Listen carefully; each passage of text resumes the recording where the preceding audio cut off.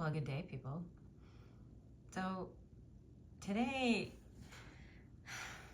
it's been pressed upon me to bring light to some things regarding those of us who have healing powers that we feel like are our healing powers. That's really not the right word, though. It's not that you have a healing power, it's that you've been given the gift to channel healing energy, healing medicine.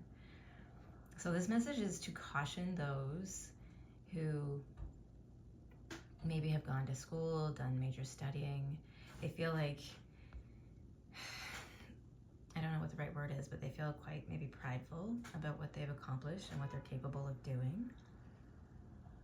But the thing is, you have to be careful, okay? Because the power's not yours. The power comes from source. And yes, it gets channeled through you, and you get to use those medicines to help others. But it's not actually your power. It's not actually you that's doing the healing. So we have to be very careful about how we approach a situation and what our true intentions are when we go into a situation where we're actually wanting to help other people, whether you're helping them heal, or maybe you want to help them have a greater understanding of their gifts, or maybe it's just as simple as guidance. Maybe some people are lost and confused and need some guidance. But you have to remember that it's not actually our monkey brains, our meaty flesh sacks that have the capacity, have the capability of doing this. It's really ancient understanding and wisdom that comes from something far greater than our monkey brains and our meaty flesh sacks.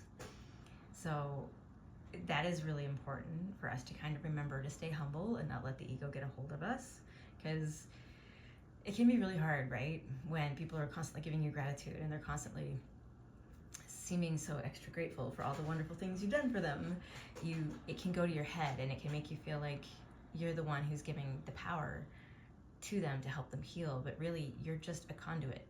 You have been given the gift to channel that energy, and that is pretty magical in and of itself, but it requires an amazing amount of humbleness and gratitude to source, to your guides, to everybody who's helping you do that, so that you don't lose touch with your actual purpose.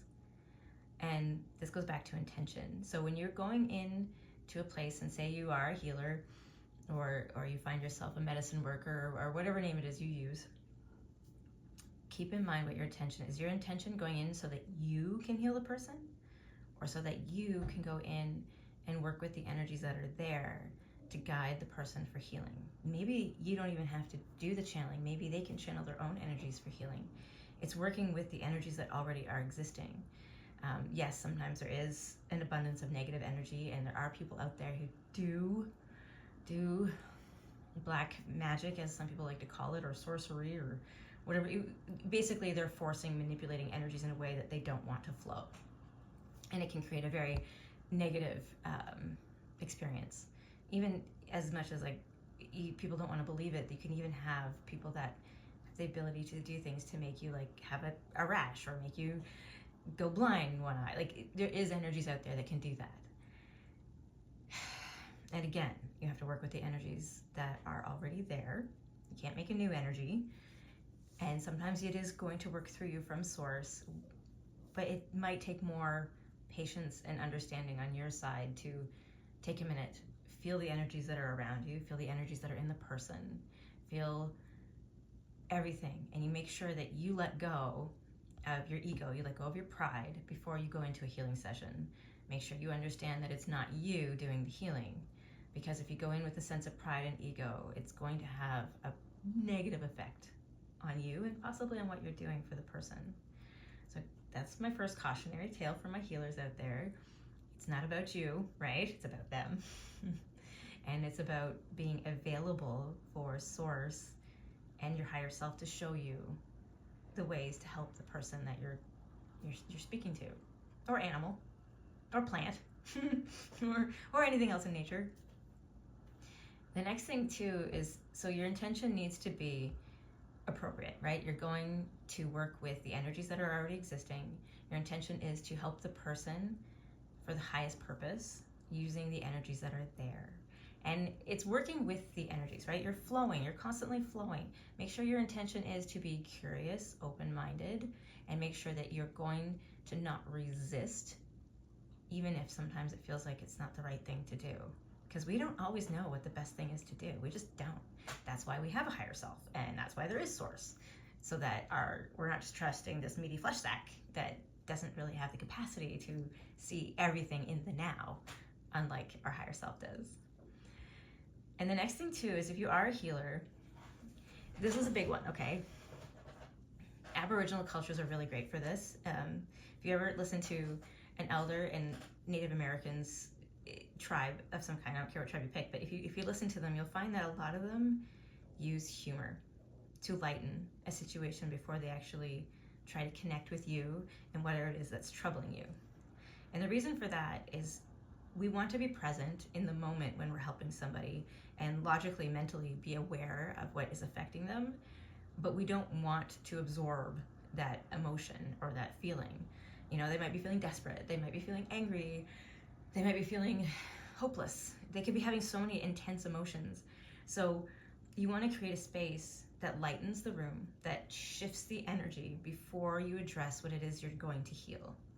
So humor is great, right? That's why a lot of Aboriginal elders and healers, or whatever you want to call them, again, they don't normally call themselves medicine men or healers. That was like a white man term that came about because they don't want to attach ego or pride to what it is that they're doing. It's always them acknowledging that it's a gift for them to be able to do what they do. And they honor that. So they like to create a space where they can connect with you but not absorb everything it is that person's feeling. And the best way sometimes to do that is to lighten the room, lighten the mood. So if you can find a place to make it fun, whether it's a child or animal, whatever it is, you want to make it fun first. That should be the first goal before you start a healing session. Make it fun for them in a way that they can connect with.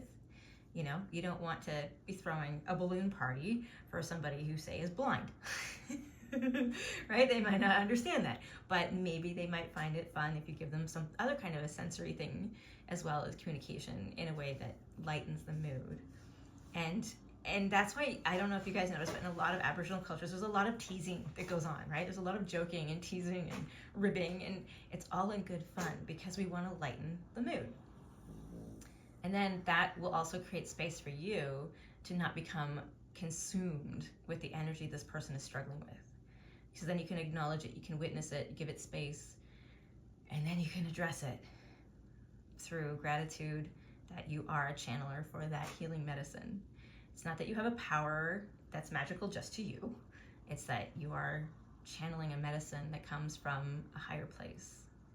So that was something that I was actually told to tell you guys for all my healers out there. And you know, if you ever find yourself struggling to stay humble, try to just do a practice of observation. And what I mean by this is go somewhere and see how long you can sit still and how much you can notice by sitting still. And when I mean sit still, I mean sit still. Don't scratch your itch, don't stretch out your legs. Find a position and just sit. And don't turn your head when you see something, just slowly move your eyes in that direction. See how long you can sit still and see what you can observe. Because the more you sit still and the more you let life exist around you while you're in the stillness, the more you're going to realize that you are just working with the energies that already exist. That it's not about you. It's about working with the flow of the energies already existing. And that exercise and observation will also help you be more observant and aware of the people, situations, and things that you are going to help heal. Does that make sense? Anyways, that's all I got for now. I hope you guys have a great day. And yeah, just remember to stay humble. And remember, it's not you who has the power. You are just a conduit for the power. And that's pretty freaking awesome. So stay humble. Have a great day, guys. Love you.